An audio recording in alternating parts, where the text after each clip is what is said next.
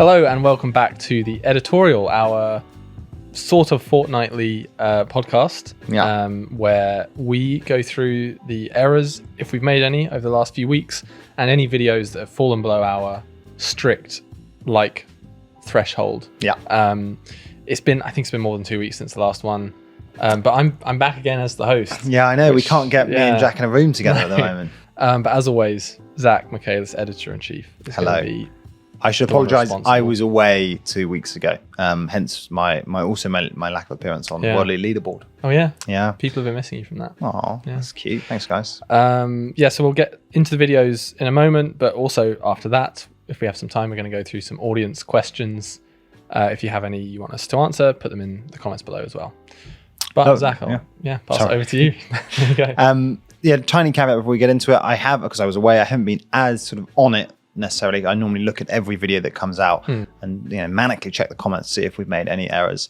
And I might have missed something here, but as I see it, I think we're going to go through the channels as we usually do, but I'll start with UK. As I see it, there haven't been that many errors, and I don't think we have any errors or any videos falling below that famous 96.5% like-dislike ratio on UK. The only one that comes close, and the last time we did this was the 11th of June, is could the UK be dragged into Iran? And that's on 96.7. But that is mainly, I think, just because people don't like the idea of the UK being dragged into Iran. There wasn't an error on that video. On EU, something similar is true. We don't have, I honestly don't have any errors. Again, please do correct me, apart from in the Poland economy video, why Poland's economy is not as strong as it looks. East Germany was not included in our map of Soviet satellites, which is an error. So apart from that, but we do have a couple of videos that have fallen below the like-dislike threshold. The first is that Poland economy video, why Poland's economy isn't as strong as it looks. That was pretty low, actually, 94.4. I was surprised by that. I don't think that was because of any errors. I think it was because people just disagree with that idea and maybe they thought we were overdoing it. I don't know if we were. I do think that the issues that we mentioned in that video, demography, a deep relationship with Germany, which obviously leaves sort of Poland as economic collateral if the German economy continues to struggle. And what was the last? Oh, budget deficits. I think the budget deficit is very, very real. I think those are all real problems. People say that, budget deficit is for military spending. Sure, I guess, but it's still a deficit. I don't really buy that, and I actually, I think in lots of ways it's a even worse than it was being spent on something like education, for instance, because education, you would expect investments in education to pay for themselves in the long term, right? Whereas I don't think that's really true of military spending. People try and argue sometimes that, because military spending usually means a lot of research and development spending, and sometimes sort of technological innovations discovered in a military context lead to sort of productivity gains in the wider economy, that military spending also pays for itself. I don't know. I think that's pretty fanciful, especially if you're not spending your military spending on cutting edge new technology. You're spending it on artillery and soldier salaries, in which case I think it's very hard to argue that it pays for itself.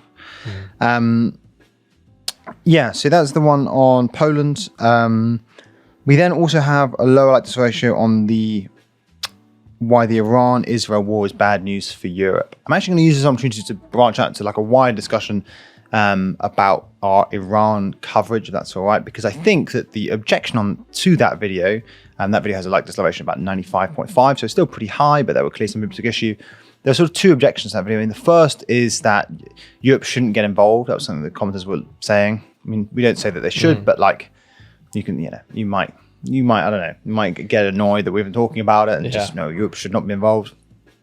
Then the other was this accusation that, and this recurs throughout our Iran coverage, most of which is on Global, this accusation that in some sense we're being too soft on Iran. I saw someone call us liberal peaceniks, which I thought was very good. Yes, I think I can see people coming from it. I actually think probably it's an interesting question. I think we do quite a good job of staying in the center ground on most left-right issues, but on the sort of hawk-dove axis of sort of war enthusiasm, we're pretty dovey. We're pretty pro-peace in general. I think probably more pro-peace than the median voter.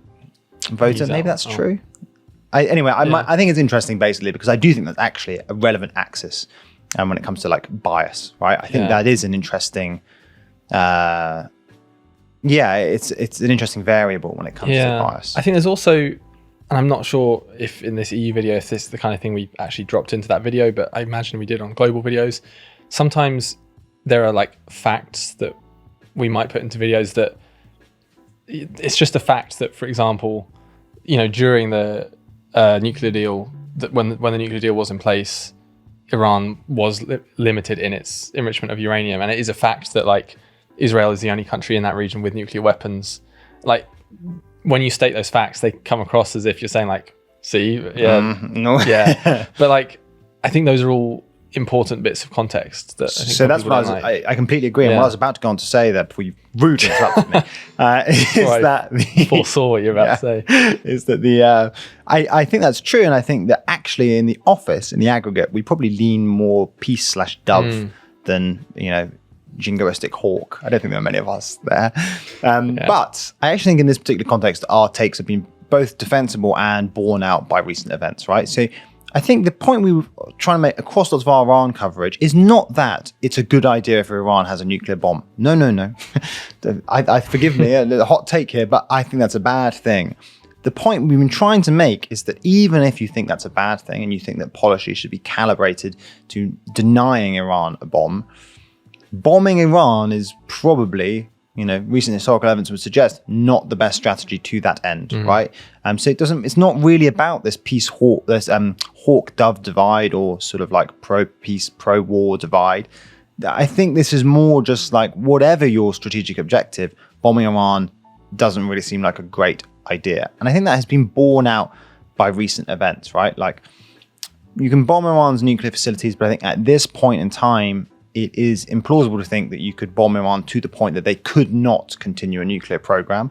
And, we said at the time, actually, that it's probably more likely that will make them redouble their efforts. Or I don't think to get a nuclear program, to pursue a policy of nuclear ambiguity, right? Which is where you have a sort of nascent nuclear program and the threat to other countries is don't annoy us, otherwise we will accelerate this nuclear program and get a nuclear weapon. So I think it will encourage them to pursue a policy of sort of more aggressive nuclear ambiguity.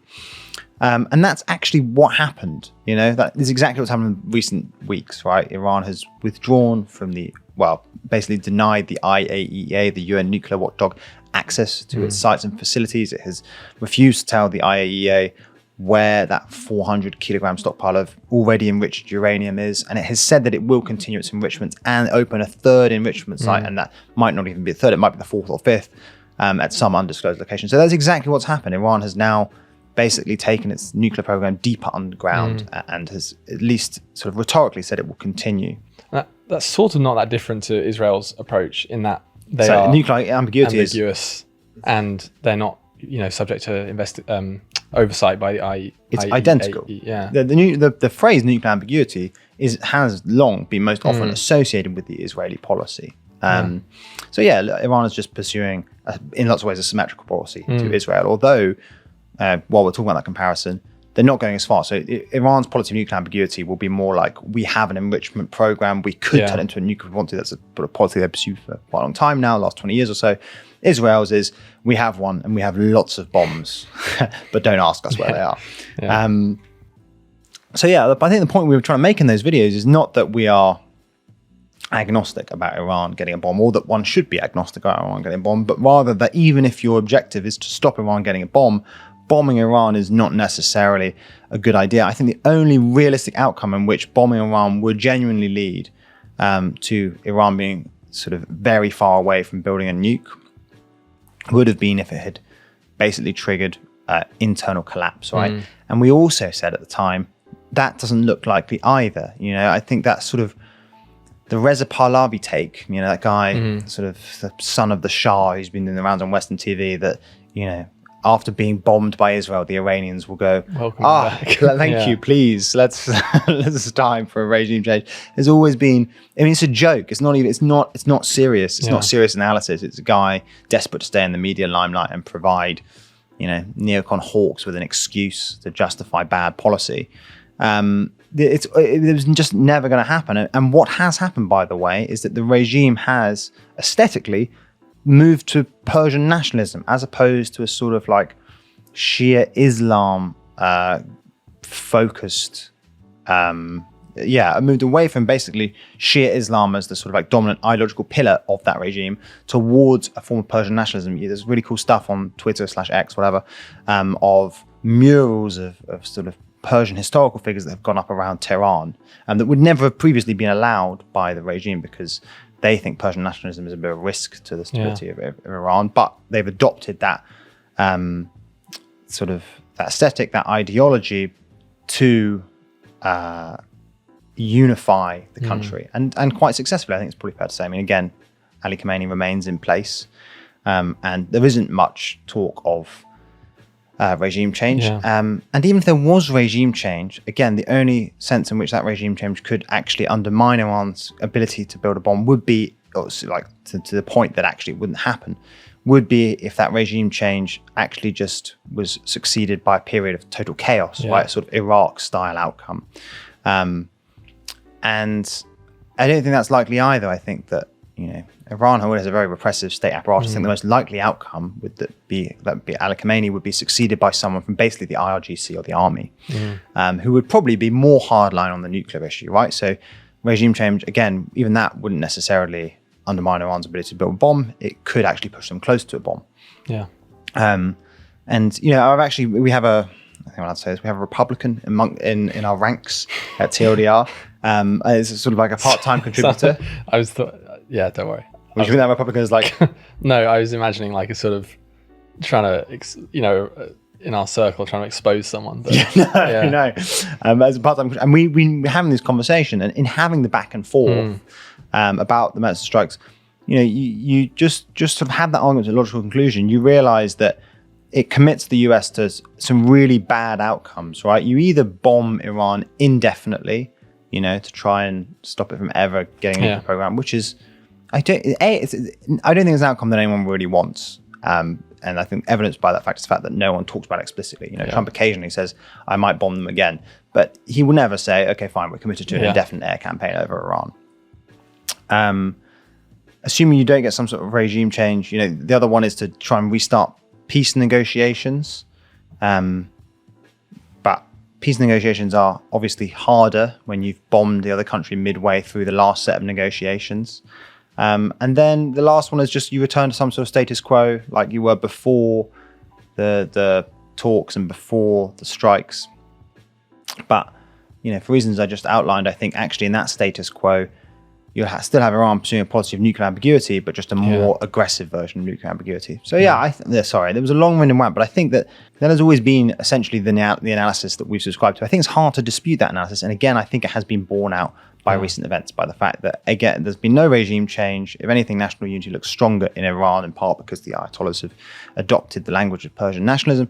And then also, Iran has withdrawn from the supervisory oversight of the IAEA, which suggests that they will be pursuing a more aggressive policy of nuclear ambiguity. So, we're at that point. There are talks ongoing, and maybe you could justify the strikes if Iran, they forced Iran to offer more concessions.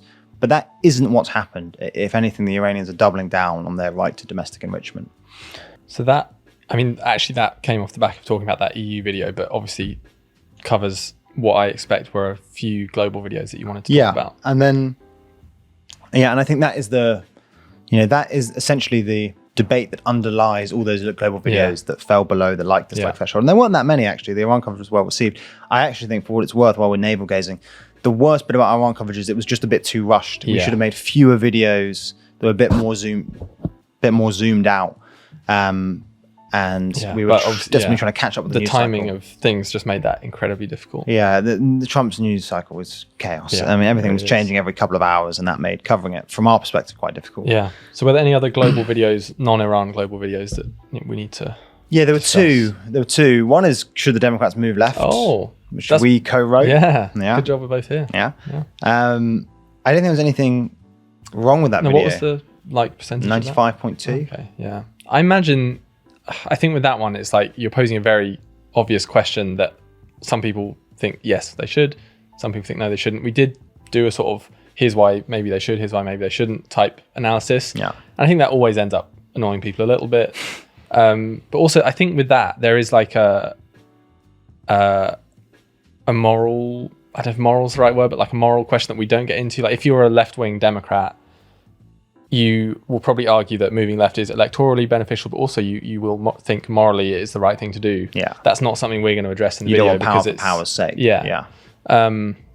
So I imagine maybe there were some people who thought we didn't try to make that case. But Yeah. No, I think it's obvious why that failed. But Yeah. and then also the other side, people are going, Oh, yeah. no, they shouldn't move left. Yeah, They're yeah. woke liberal lunatics. But I thought it was quite a good video. So did Very I. good video. Yeah. It was And enjoyable. I thought that polling that was mentioned in it was actually really quite interesting. You know, and they just polling about Bernie and why he's popular. And Yeah. it's essentially that he seems authentic. Yeah. And I think that is just a massive lesson for those Democrats like Gavin Newsom. Yeah. You know, desperately trying to recalibrate their politics to suit the times. You can do it, but it has to look sincere. Yeah. You know, the electorate aren't idiots. Mostly. Mostly. I don't know if I believe that.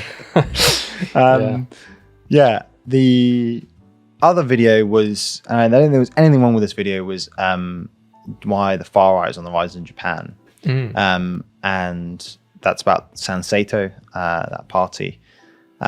It's having the words far right in the title invited lots of people saying they're not far right. I think it depends what you mean with far right, obviously.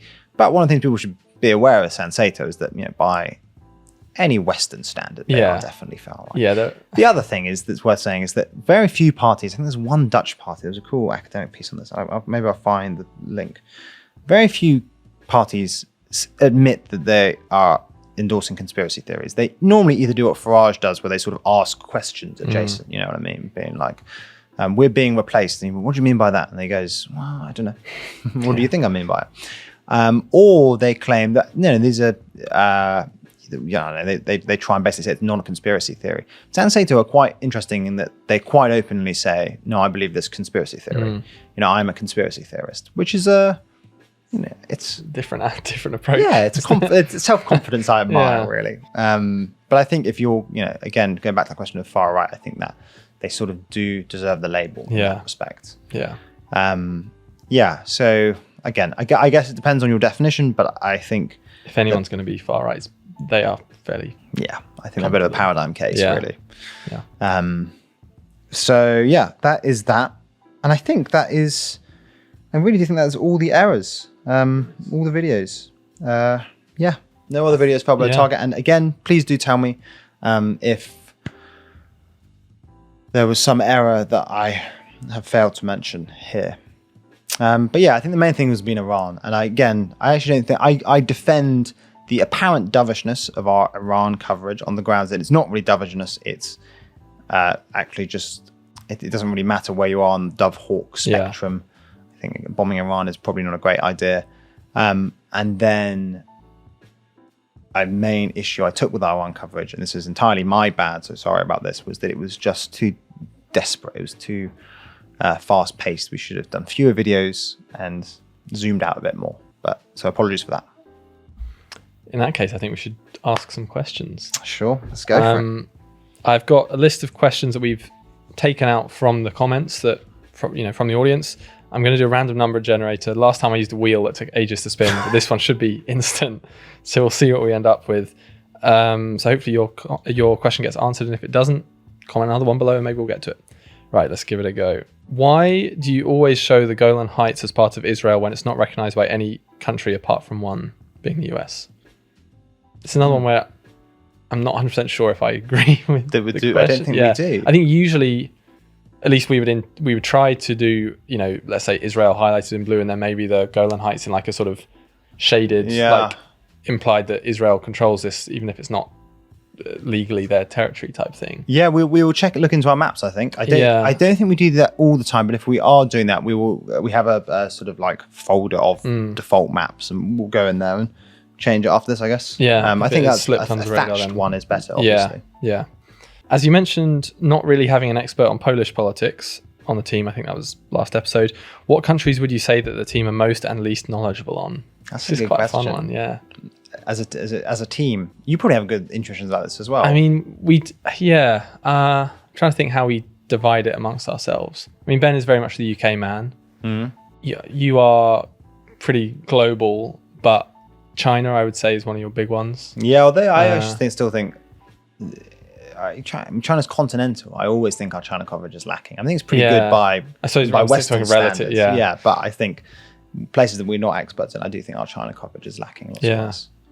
Because it's just such a massive country, and I get that we have to aggregate and talk in broad strokes, but I always feel a bit uneasy being, it's about, imagine if I just said that, like, I don't know, there's no other country that's anywhere as big. Yeah, it's also quite it's a lot harder to get into the sort of news sphere of China, isn't it? You can go on quite easily get into like French news. Yeah. But you don't, everything you're reading about China is sort of being fed from.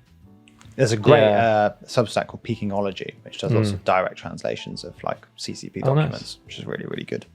Yeah. What do you think your top country is? What about you? Yours are pretty clear, I think. You're a bit of a Thailand expert. Weirdly, Thailand, South Korea, Philippines. You some Philippines stuff? Yeah, random South American ones as well. Yeah, you're a South American guy as well. You cover that. I don't quite know how that happened, but I think in lots of ways, I don't think that's just a boring answer, but I don't think we have any expert. Yeah, well, Nadja is very much a sort of a Balkan expert and broader Europe as well. I think is what she focuses on. Georgina as well is Europe, Germany. I think. Do you think? I mean, Germany and France. Correct me. Germany and France. I'd say probably big ones. Yeah, we've probably done this that way, distribution of work. So you're also quite European, but it's Nadja and Georgina mainly Europe. I think Nadja focuses a bit more on Balkans, Georgina focuses a bit more on France and Germany. You are European, but then also quite I think I've done a lot more global recently than Europe. Yeah, South America and Southeast Asia. Yeah. Ben's UK. You also do Wales and Scotland a fair bit, on Ireland. Random, yeah. And then I think I end up doing whatever's left. I think you're in many ways you're more rather than being like country focused, you're obviously more economicsy than most of the rest of us. That's true. So I think that sort of is your theme. Because I don't really do like a video on, I don't know, the Thai-Cambodia border conflict. I'll end up doing one on like Thailand's economy. Yeah. And I'm just copying and pasting all of my pre-existing knowledge. Yeah. Well, hopefully that answers that question. I guess as much as what it does. I think in lots of ways, by the way, we have a very small team. We're 5 people for writing, basically.